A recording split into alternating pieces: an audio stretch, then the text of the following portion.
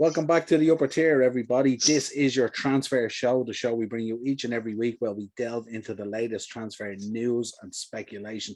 Joining me as always on the show, the DJ himself, DJ Dazzler, MC Mystic Mac. But to me, he's just my mate, Darren. How are we? All right, Noeller. Good, not too bad at all. Some interesting stuff coming out this week. Lots of transfer news. Certainly the window's heating up. Kind of feels nearly like a summer window than a winter window. It is starting to heat up, isn't it? Yeah, absolutely. Going to kick off, first of all, Arsenal closing in on a loan signing for Arthur Mello from Juventus. This is serious signing if they can make it happen. Like, this boy was at Barcelona and was one of the best players at Barcelona for my money. Arthur was a standout in the centre of that midfield, has gone to Juve. Things probably could have gone better for him. He went in to replace Miralem Pjanic in a book cooking exercise between Barcelona and Juve. But yeah, listen, it hasn't worked out for him in Turin, unfortunately. But he's a serious footballer. Arsenal getting him in on loan till the end of the season with an option, then I think is a really good piece of business if they can do it. Really reinforces that squad and puts another little bit of steel into that midfield when Thomas Partey's not around, and probably, and rightly so, puts a nail into Granit Xhaka's coffin at Arsenal, because the boy should never, ever see the pitch again for Arsenal, I have to say. Yeah. Tottenham, news coming in from Tottenham on the Tottenham report that a loan move for the man behind you there, Adama Traore, is very, very close with an obligation to buy. Being reported this week by 442. Yeah, listen, I think, it's been well documented, hasn't it? The Spurs are looking for something like that. Something to kind of change things up a bit. They've got kind of nice, silky footballers at Spurs, don't they? And Dele Alli and, Lucas Moura and Son and Kane and stuff.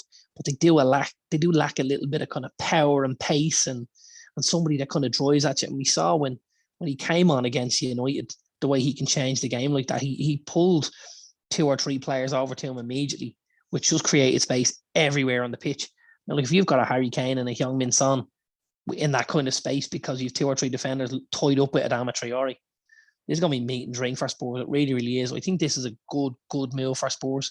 I don't know defensively if I would say he's an upgrade on what they have, but I know going into the games with a back three, Conte looks at these wing backs as a more offensive position rather than a defensive one, and it'd be a good deal if they could get it over the line. Yeah, absolutely. Very interesting to keep an eye on that one, especially with an option to buy as well. West Ham, David Moyes looking to strengthen, bringing in Palmeiras midfielder Danilo. Looks like they're readying an offer, as reported by the West Ham Zone. Looks like Moyes is trying to push West Ham up into that 4th spot, isn't he? Yeah, I mean, this is the time for West Ham to do business if they can. This could be the difference between West Ham ending up 4th or 6th. And I think when you've got an opportunity to go and do something, you've got to back your manager, don't you? Absolutely. With what he's done so far in his West Ham career, I think all West Ham fans, when he came in originally, probably thought, what way is this going to go? Obviously at Everton he was unbelievable, and then it did maybe work out United and kind of went south again at Sociedad and stuff like that, but he's really done a super job since he's been at West Ham, and it's good to see the club backing him and stuff like that, and trying to maybe help him get that 4th spot and not just being passive and saying, well, listen, we're not in a relegation fight, what's the point? It's nice to see some owners being proactive like that, isn't it? Yeah, 4th for West Ham be a massive boost for the club, wouldn't it? Massive. Huge. And in a great stadium and stuff like that down there, aren't they? That'd really be the cherry on top. And again, that might help them in the fight to keep the likes of, Declan Rice at West Ham. And if they could bring in a few more signings with that guaranteed Champions League money, they could be competitive in there next year. Absolutely. Yeah. Newcastle United making moves on Manchester United. Donny van de Beek, we're hearing, was offered up as a loan move till the end of the season, but he turned it down. He said he doesn't want to go out on loan to Newcastle. Today we're reading that they shifted their attention to Jesse Lingard, and we're also heard that they're in touch with Martial as well. Yeah, I suppose I would have heard something which was indirect from what you heard about Donny van de Beek. So Donny wanted the move, and it was Ralph Rangnick who said, I'm not happy for him to leave. I'd like him to stay in the squad. I think he could be useful between now and the end of the season, albeit he hasn't really played him yet. That's the reports I heard. I think they're probably looking heavily at Jesse Lingard, because I think now is the time again for Newcastle. You know, they're short of goals. They need to score more. Injecting that side with a Jesse Lingard, with the pace he has, what he did for West Ham last season, the back end of it. If he could go in, excuse me, and do the same sort of job at Newcastle, he could keep them in the Premier League. That's how big it could be, you know. And we know, like, there's a spot for him in that Newcastle team, you know, with a Joe Linton and stuff like that. And, you know, so, yeah, I think that's a more likely one to happen. And I think Newcastle know that if they wait till the end of the season and it's just about wages, he can go anywhere. Whereas if they can get money on the table, 5, 6, 7, 8 million, whatever it is, make it happen now, make it happen early, not get it drawn into that free signing in the summer and not have to, you know, throw massive money at the wages and stuff like that as well. Yeah, also slims down a bit of that bloating at United as well, that they need to move on, doesn't it? I still expect, like, to maybe see 2 or 3 out the door at United, if I'm honest. In terms of incomings, I'd be surprised if we got anyone, but I think there's a possibility we might get one maybe. But I think in outgoings, I certainly think we'll see 2, if not 3 or 4. You know, I have to say. Yeah. Wanted to talk to you about Arsenal. Obviously, there was games called off there at the weekend that they hadn't got a team to field. But then we're hearing that a number of players have gone out on loan, and Kolasinac has gone out gone out the door as well. So I think that's for Pablo Mari as well, was one that was loaned out, I think. So they're emptying out their books a little bit. Does this lend any credence to the moves they're making for Dusan Vlahovic? I don't think so. Not in the, if you look at the positions that they're freeing up spots in. You know, I think it probably lends itself to think that again in the summer they'll be in the market for a couple more defenders. I still think he's probably looking along that back line and thinking we're not quite strong enough and we don't have the depth either, you know. Although they have improved this season, obviously with the addition of Ramsdale and stuff like that. But yeah, I think Vlahovic is obviously the dream at Arsenal, isn't he? And the likes of getting Aubameyang off the books. I know he's been linked with a move to Saudi Arabia today, hasn't he? El Nasser. Excuse me. That would be an unbelievable move for Arsenal. I think anything they could do to get him out of there is a strong move. Yeah, they do leave themselves light. But you have to think that if they could get to the end of the season with what they had and then go about it, you know, I think I'd be willing to risk not having a striker rather than having Aubameyang in and around the gang and risk him spoiling the bunch. You know what I mean? Yeah, I suppose the conundrum for Arsenal as well is they probably need to get in another player or two if they want to kind of put a foot in that race in terms of top 4, don't they? Yeah, they do, absolutely. You know, they're like, we've spoken about it before. You know, and especially with maybe how frail some of the younger lads are, Odegaard, Saka, Smith Rowe, they all seem to carry knocks quite regularly. I think they need to kind of toughen them up a little bit. But yeah, if they could get 1 or 2 in, it could be good for Arsenal, you know? Yeah, absolutely. The other man behind you there, Paolo Diabola, seems to be becoming available at Juventus. What do you reckon at Juventus? I mean, Ronaldo left. Diabola doesn't want to sign a new contract. Arthur Melo.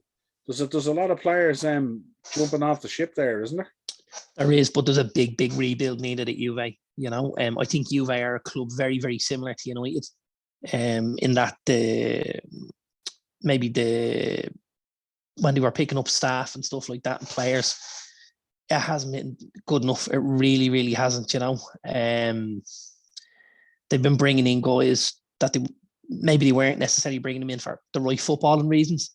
They were bringing them in because the deal was good, or they were bringing them in because we're getting them for free and we hope to get them out the door at 10 million or 12 million. And they were looking at maybe what they could do to the bank balance rather than actually what these guys could bring to the team. Because I think now they're looking around and they're going, well, we don't really know what our first 11 is. And after that, we've just got a hodgepodge of sort of everything, you know. There's a number of guys at Juve I expect to leave between now and the end of the summer. Kulishevsky, Morata, Diabola, you know, there's a lot of them there. And it's going to be a massive rebuild. I know they're heavily linked with Mauro Icardi. But I think it's something they're trying not to do more than anything because of the baggage that he comes with, you know. But the recruitment just hasn't been good enough over the last number of years. Very, very similar to United, you know. Yeah, I would imagine the pandemic hit them hard as well financially, because we know Italy got hit very hard with the pandemic, literally from the get-go. And we know that a lot of these clubs have been exposed that way financially as well. So maybe there's a financial restructuring to go on there as well, as opposed to not just looking at players and what they brought in and brought out. So be interesting to keep an eye on it. Yuri Tillerman's also. Yuri Tillerman's looks like he's not going to sign a new contract at Leicester. It looks like Arsenal are on standby, very interested in Yuri Tillerman's. This is one that's going to rumble on for me, I have to say. He's basically for the last 6 months said he wasn't going to sign a deal, and you know, he gave quite a public interview at back end of last year and stuff like that, saying I have other options and stuff like that. He's a great footballer, the kid. Really, really is. You know, if I offered him to you at Liverpool, would you take him? Yeah. I think Arsenal will take him. I think United will take him. You know, I think the only team possibly in the league that wouldn't take him will be City. But I think if you look around, there's 19 other teams in that league that would throw big money at him to try and get him to sign on the dotted line, you know, plus all the clubs in the continent and stuff like that, you know. Very tidy footballer, has an eye for goal. He's not afraid of a tackle, sets the tempo. He does it all for me, I have to say. He's a really, really good player. When he came in at Leicester, he was there on loan from Monaco, and you know, he was a really, really big player for Leicester at the end of that season. And I think a lot of United fans thought, right, we go and put this money down on for him because the option was there for anyone to go in and make it permanent. And you know, you're kind of hoping, well, we're Man United, we'll go in and we'll step above Leicester in the ladder kind of thing, but we didn't do it. And as you can see, it's come to haunt us because our midfield still isn't where we need it to be, you know. Yeah, but Tillerman's that rumble on, but he's a very good player, I have to say. Yeah, absolutely. Rafa Benitez sacked as Everton manager. Interesting names being linked in it. Roberto Martinez, who they kind of ran out of the club as well, and also Wayne Rooney. And I'm hearing today Frank Lampard is also linked with it as well. And even the only reason they've linked Frank Lampard with it is they need someone to deliver the post. And Jose Mourinho. Yeah, like, I mean, Jose's been mentioned. I don't see Jose leaving Roma for Everton, do you? I wouldn't have thought so. I wouldn't have thought so either. I personally think Dunk will do it till the end of the season. I think they'd be mad to give it to Frank. Absolutely mad. I don't think it's the right fit for Frank. I think Everton now need an Everton boy. You know, a lad that's been attached to Everton for many years and had an affiliation with Everton, be it love, be it hate, you know, for a little while. I think the job Wayne Rooney's doing at Derby at the minute is unbelievable. Really, really is. They've had 21-point deduction. They would be in the top end of the table. If he manages to keep them up, this will be one of football's biggest escapes. It really, really will. You know, he started the season, we mentioned it before, with 11 senior pros at the club. And he's kind of had to put a squad together and stuff like that. Young lads and bring in kind of a couple of loan signings and stuff like that. But he's done a really good job. They play a great brand of football and stuff. They're tight. They know how to score goals and stuff. And he's recycled footballers. Like, he has the boy Colin Kazan Richards, who was playing the Premier League 10 years ago. He has him scoring goals week after week for them. I think Rooney's an ideal fit for them. For a young, you know, to bring in some youth into that squad. You see what they've done with the boy Patterson and Michaelenko, obviously. You know, the two fullbacks and stuff like that. Bring some youth, bring some exuberance into that role. Everything got a bit stale at Everton for me, and I think Rooney be great. I think him going in alongside Big Dunk would be the stuff dreams are made of for Everton fans. Probably wet dreams, but listen, let it be, it's Wednesday evening, we're getting close to the weekend and all that. But yeah, I think Dunk till the end of the season and then let Wayne come in and deal with him. I mean, what a double act day would be. Big Dunk and Wayne Rooney. Oh my God. Listen, I tell you what, there certainly won't be too many Malays in the technical areas next season, will there? No, with the boys around. They're like the Bash Brothers out of bleeding Mighty Ducks. Yeah, absolutely. Bit of news that came out this week that kind of caught my eye, and I was kind of a little bit shocked at it. Brentford among a number of Premier League clubs interested in signing Christian Eriksen. Yeah, that was another awkward moment this week, wasn't it? It was. When I read that on Sky Sports, and I thought, I don't want to watch that, unfortunately. And I mean that with the utmost respect to the guy. He's a super footballer, but that's going to be awkward to watch, because I'm always going to be thinking, is this guy going to keel over here? And if he does keel over this time, is there going to be enough there to keep him alive? I just don't need to see it, if I'm honest, like on a Saturday afternoon. And I suppose the fear is, if worse things did happen, where does the view lay the blame? At the club that signs him? You know what I mean? Well, no. I mean, he's going to be medically cleared to play. So this will lay at somebody medical store, Now the fear is, I suppose we mention it now, but like, I'm sure they're going to cross all the T's and dot all the I's before somebody says, yes, you can.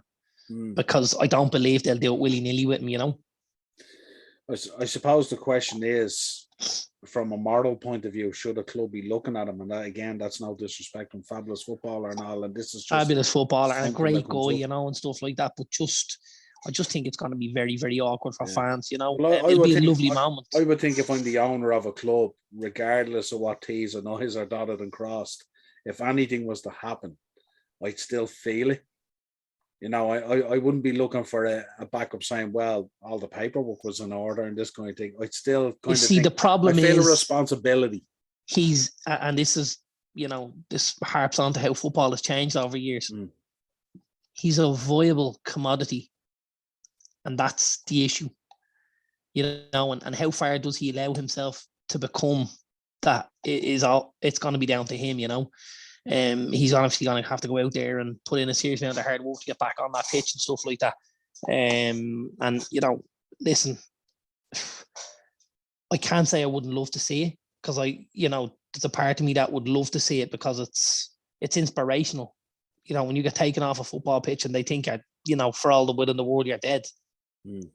To then step back out on a pitch, but there's also an awkwardness to it. And I go, oh God, every time the guy goes in for a tackle, I probably wince and close my eyes and think, let him be okay. Like he's at Old Trafford playing against United. I'm thinking, nobody tackle him, please. Nobody tackle him. Yeah. Like we don't want that on football pitches, do we really? No, absolutely not. And certainly not really, if he does have any sort of a heart defect there or something like that, certainly not in the current climate that we're living through at the moment. Yeah. Which doesn't help it either. I've never seen so many games delayed because there's been sick people in the stands. This never happened before. Yeah. In the last 18 months, I'd say I've seen it 10 times maybe, which is, it's scary. It really, really is. It's crazy. Yeah, absolutely. Well, look, that's all I have. Had you anything to add or that you picked up on this week that I haven't mentioned? We've obviously got the Newcastle's efforts to get the boy Diego Carlos in from Sevilla. He's a 28-year-old Brazilian centre-back. Strong, quick, good footballer. He's the partner of one Jules Koundé, who has been touted quite a lot in the Premier League to Chelsea and stuff like that. So, he's a good footballer. He's probably the lesser known of the two, being a little bit older and obviously a little bit cheaper as well. Newcastle have 30 million on the table at the minute. Apparently there's an unknown, a second unknown Premier League club in from at the minute, and a couple of Italian clubs as well. So this will go down to, but I think Newcastle making all the right moves in this window. They obviously got Kieran Trippier in, they got Chris Wood in. They're going to be pretty close to getting Jesse Lingard in, I would imagine. Maybe the boy Diego Carlos. I know they're thinking about a left back as well. and then possibly another striker. There's a young lad of France. So we might be up anywhere between 5 and 7 footballers in the door at Newcastle in a January window. They've really cast out that fishing net, haven't they? They absolutely have, But I have to say, so far, like, I like the idea of what they're doing. They're not throwing ridiculous money at teams or at players. It's all got levels to it at the minute. It's got layers to it because I think they understand they're preparing a squad that may end up in the Premier League and it also may end up in the Championship. So they've got to be careful of that as well. Balance. Try and find that balance between rolling the dice and jumping off the cliff, Yeah, absolutely. What have you made of your own club so far? I mean, you're obviously trying to push on for a top 4 spot. It's a very tight race there at the moment. I mean, the race for the top 4 and top 3 and top 4 positions is nearly as intriguing as the league title at this stage, to be honest with you. Yeah, listen, City and Liverpool are going to be the top 2 teams in the league this season. After that, I think you could pick any 2 from 5, maybe. I think the 3 London clubs, Chelsea, Arsenal, and Spurs, and then United and West Ham. So 4 London clubs and United really fighting out for 2 spots. And there's going to be some big football teams don't end up in the Champions League again yet next year. If we say West Ham are going to be one of them, just that they're the smaller team in it, you're still picking 2 of those 4 that won't be there. Spurs with Antonio Conte, Chelsea with Thomas Tuchel, maybe Arsenal with Mikel Arteta, and United with their new manager, whoever he is, or if Ralph decides to stay on for any longer. Yeah, it's an interesting one as well, isn't it? Because obviously 3 of them, West Ham, Spurs and Arsenal, are all trying to do, they're quite vocal and trying to do business in the window at the moment to try and push on that next step. United are being a little bit quieter, aren't they? I mean, I know they've been linked with Zakaria and I think a lot of United's work in this window is preparing for the summer window, which isn't going to impact what we do between now and the end of the season. But I think they believe they have enough in what's there from a squad point of view. We will probably have a returning Paul Pogba in the next couple of weeks as well, I'd imagine, to get into the mix. You've the boy Alanga who played tonight and got a goal and stuff like that, had a decent game.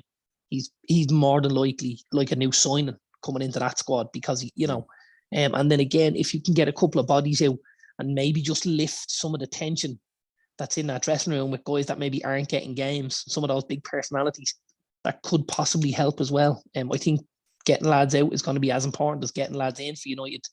2 or 3 guys that are maybe not necessarily being negative, but when you're not playing football and you're getting paid week to week to play football and you're training every week, the money is great and everything like that, but you want to play football and you want to score goals and you want to do, And you want to feel a part of a team. Absolutely. And it's going to drag you down a little bit when you're not. So you've got to relieve the dressing room of that as well. And that's, Jesse Lingard, that's Phil Jones, that's Dean Henderson, that's Donny van de Beek. Martial. And Tony Martial.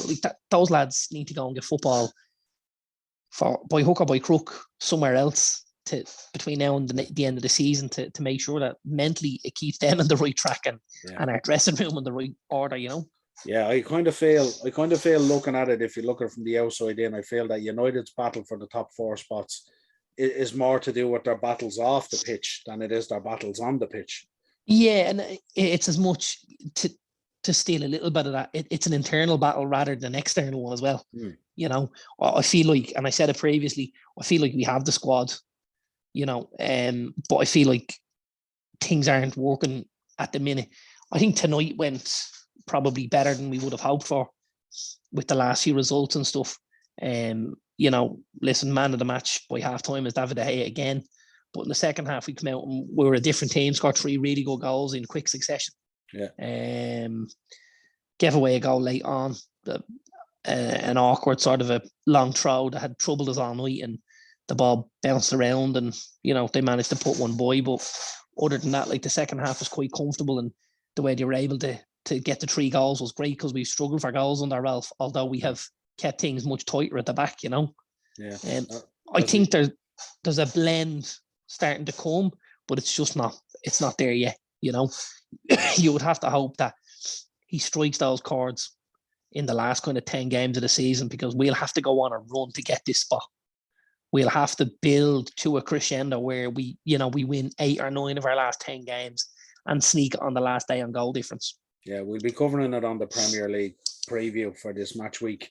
Your match this week against West Ham is absolutely monumental. It's a 6-pointer, you know.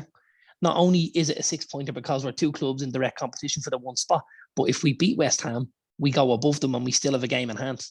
Yeah. So that then gives you daylight if possible, you know. And from where we were, to have daylight over West Ham would be huge.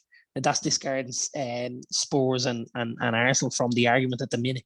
But concentrating on that, you know, Spurs had a great result tonight. Obviously 2-1 down in the 94th minute. And they won after 97, you know. So it's a big result, and that'll galvanise their squad and stuff like that, you know. Leicester doing Leicester things. Well, listen, it's been a pleasure having you on. As always, this has been the Transfer Show on the Upper Tier. Head over there, support us on YouTube. And as always, we will be back next week with another Transfer Show. Cheers.